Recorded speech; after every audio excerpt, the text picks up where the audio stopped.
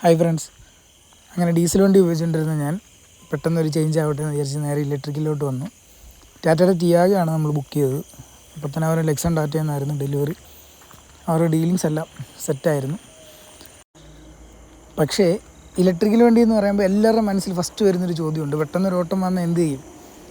ആ സെയിം പണി എനിക്ക് ആദ്യ ദിവസം തന്നെ കിട്ടിയിരിക്കുകയാണ്. പ്രതീക്ഷിക്കാതെ ഒരു സൈഡിൻ്റെ ഷൂട്ട് രാത്രിയിൽ വന്നു. അപ്പോൾ വെളുപ്പിനെ പോകണം. വണ്ടിയിലാണെങ്കിൽ ചാർജും ഇല്ല, 38% അങ്ങോട്ട് ചാർജ് ഉള്ളായിരുന്നു. വീട്ടിൽ ചാർജ് ചെയ്യാനുള്ള ഓപ്ഷൻ ഇല്ല. ടെക്നീഷ്യന്മാർ പിറ്റേ ദിവസം നമുക്ക് വന്ന് ചാർജർ ഇൻസ്റ്റാൾ ചെയ്യത്തുള്ളൂ. അപ്പോൾ നേരെ 38% എടുത്ത് നേരെ പുനലൂർ മുത്തൂറ്റ് ടാറ്റയിൽ വന്നു. ടാറ്റ പവറിൻ്റെ സ്റ്റേഷനുണ്ട് അവിടെ. അപ്പോൾ അവിടെ ചാർജ് ചെയ്തു.